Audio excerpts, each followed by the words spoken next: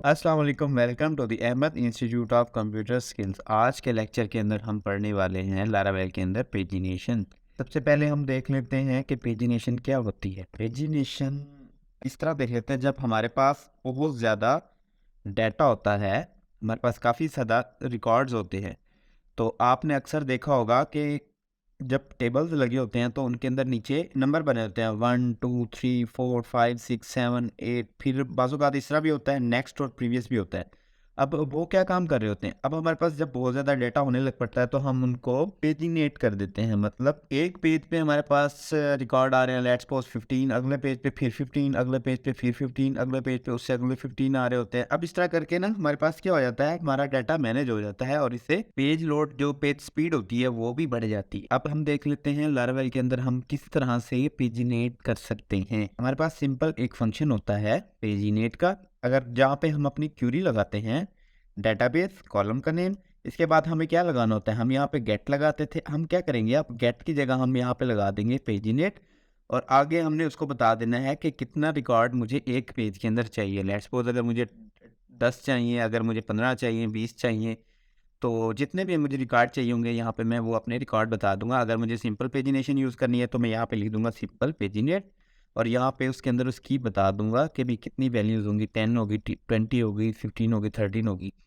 जब हम eloquent model use करते हैं तो यहाँ पे अपने मॉडल का नेम बताते हैं। उसके बाद जब हम यहाँ पे ऑल फंक्शन यूज़ करते थे, फंक्शन एक हमारे पास होता था सारे रिकॉर्ड गेट करने के लिए ऑल का, हम ऑल की जगह क्या यूज़ करेंगे, यहाँ पे पेजिनेट यूज़ करेंगे और आगे अपनी वैल्यू बता देंगे कि मुझे इतनी पर डाटा पर पेज के अंदर चाहिए। तो सेम इस तरह से अगर हम हमारे पास कोई क्यूरी है तो हम यहाँ पे अपनी क्यूरी लगा लेंगे और उसके बाद हम अपना पेजिनेट कर देंगे। अगर हम हमारे हमारे पास सिंपल पेजिनेट है तो हम यहाँ पे सिंपल पेजिनेट भी यूज़ कर सकते हैं और इसके अंदर हम कर्सर पेजिनेट भी यूज़ कर सकते हैं। जब हम मल्टीपल हमारे पास एक पेज के अंदर जब हमारे पास मल्टीपल पेजिनेशन होती है तो हमें क्या करना होता है, वहाँ पे हमें फिर इशू आना शुरू हो जाता है कि जब हम गेट करते हैं एक पेज का और जब हम दूसरे पेज का गेट करते हैं तो वो हमें क्या करता है, वो हमें गलत मतलब एक तरह से हम कौन से पेज का दूसरा पेज गेट कर रहे होते हैं, मतलब कौन सी क्यूरी का, अगर हमें यूज़र्स दो क्यूरीज है हमारे पास, एक यूज़र्स की क्यूरी है, एक स्टूडेंट्स की क्यूरी है। तो जब मैं स्टूडेंट्स की क्यूरी से पेज नंबर 2 गेट करता हूँ तो वो क्या करता है, यूज़र्स की क्यूरी से मुझे पेज नंबर 2 गेट करके लाता है, बजाय इसके कि उसको स्टूडेंट्स की क्यूरी से पेज नंबर 2 गेट करके लाना होता है। तो उसके लिए हम क्या करते हैं, हम यहाँ पे बता देते हैं उसको पर पेज, उसको कॉलम भी बता देते हैं, सारे कॉलम्स आने चाहिए और उसको पेज का नेम भी बता देते हैं। इस तरह से यहाँ हम यूज़र्स के बजाय यहाँ पे अपना स्टूडेंट्स भी कर सकते हैं। इस तरह से हम मल्टीपल पेजिनेशन, मल्टीपल मतलब मॉडल्स के लिए भी हम यूज़ कर सकते हैं। इसी तरह से हम कर्सर पेजिनेशन भी यूज़ कर सकते हैं। हम क्या करते हैं, और बेसिकली आपको मैं बता देता हूँ कि जो क्यूरी होती है ना, इसके पीछे हमारी काम कर रही होती है, उसके अंदर क्या होता है, select from users, order by this, या यहाँ पे अगर हम कंडीशन लगा दें तो कंडीशन भी हो सकती है, असेंडिंग या डिसेंडिंग भी हो सकती है। अब यहाँ पे पेजिनेशन का काम हमारा ये कर रहा होता है, लिमिट हमारी क्या होती है 15 और ऑफसेट क्या होता है 15, मतलब 15 रिकॉर्ड आने हैं और कौन से 15 आने हैं, पहले 15 आने हैं। और इसी तरह से हम अगला, अगर हमने करंट पेजिनेशन हमने चलानी हो, हमने करंट पेज गेट करना हो तो इस क्यूरी की हेल्प से हम करंट पेज भी हम क्या कर सकते हैं, गेट कर सकते हैं। तो अब अगर हमने मैनुअली लगाना है तो आप यहाँ से मैनुअली क्या कर सकते हैं, एक पेजिनेटर भी क्रिएट कर सकते हैं अपना मैनुअली कस्टम यूज़ करते हुए। ठीक हो गया। अब मुझे क्या करना है, अब मैं आपको दिखाता हूँ कि हम किस तरह से अपने इसके अंदर पेजिनेशन कर सकते हैं। अब मैं क्या करता हूँ, उससे पहले मुझे कर लेना है, मैं एक फैक्ट्री बना लेता हूँ जिसके अंदर मैं 200 रिकॉर्ड एकदम से बल्क में ऐड कर दूंगा। उसके बाद मैं आपको उस पर पेजिनेशन लगा के दिखाऊंगा। अब मैं यहाँ पे कमांड लिख लेता हूँ PHP आर्टिजन मेक फैक्ट्री। मैं फैक्ट्री बना लेता हूँ, किसकी कैटेगरी की फैक्ट्री बना लेता हूँ। अब इस फैक्ट्री के अंदर मुझे क्या करना है, यहाँ पे मुझे अपने कॉलम का नेम बता देना है। मेरे पास कॉलम है नेम और मेरे पास मुझे क्या करना है, फेक,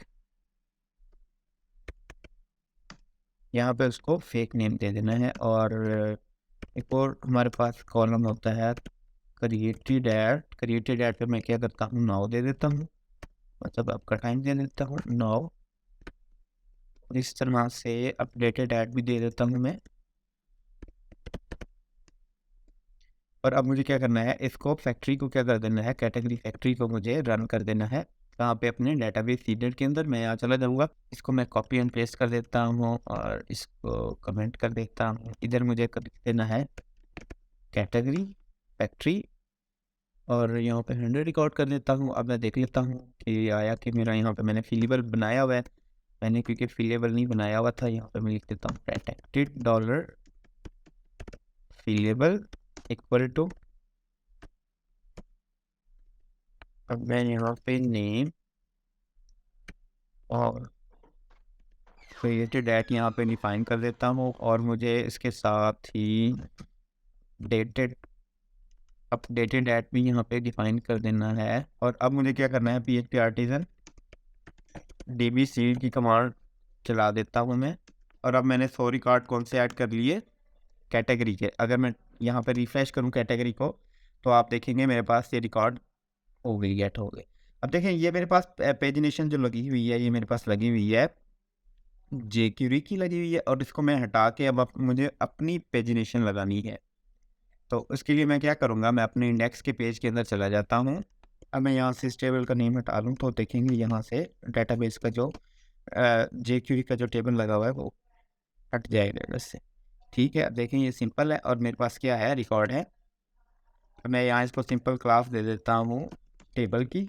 तो अब देखेंगे यहाँ पे मेरे पास जो भी मेरा जितना भी 105 डाटा है तो मेरे पास एक तरह से बल्क में ही आ रहा है। मैं कहता हूँ हर पेज पे मेरा कितना डाटा आना चाहिए, हर पेज के अंदर मेरा 10 डेटा आना चाहिए। तो अब मुझे क्या करना पड़ेगा, मुझे कैटेगरी कंट्रोलर के अंदर जाना पड़ेगा। कैटेगरी कंट्रोलर के अंदर जाके मुझे क्या करना है, जहाँ पे गेट लिखा हुआ है यहाँ पे मुझे लिख देना है पेजी नेट। और पेजी नेट कितने का करना है मुझे, 10 का या 15 का। तो मैं 10 का कर देता हूँ फिलहाल। अब मैं जब रिफ्रेश करूँगा तो आपको देखने को मिलेगा यहाँ पे 12 रिकॉर्ड हमारे पर पेज क्या हो रहे हैं, शो हो रहे हैं। इसके बाद इतने रिकॉर्ड हमारे पास शो हो रहे हैं। मैं अगर इसको 15 कर दूँ तो ये यहाँ से बढ़ जाएंगे, 17 हो गए। अब अगर मैं यहाँ पे देखना चाहूँ कि मुझे यहाँ पे इतने रिकॉर्ड हो रहे हैं, इसके बाद मुझे कोई बटन वगैरह नहीं शो हो रहे, तो उसके लिए मुझे क्या करना पड़ता है, हमें इंडेक्स के पेज पे हमें एक लिंक लगाना पड़ता है, डॉलर कैटेगरीज, और यहाँ पे लिखना होता है लिंक्स का हमारे पास फंक्शन होता है।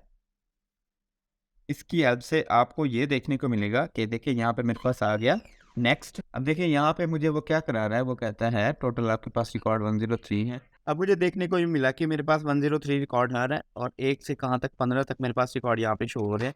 अगर मैं नेक्स्ट पे क्लिक करूँगा तो आपको देखने को ये मिलेगा कि यहाँ पे पेज 2 स्टार्ट हो गया और मेरे पास रिकॉर्ड अगले 18 से लेके 32 तक मेरे पास यहाँ रिकॉर्ड शो होना स्टार्ट हो गए हैं।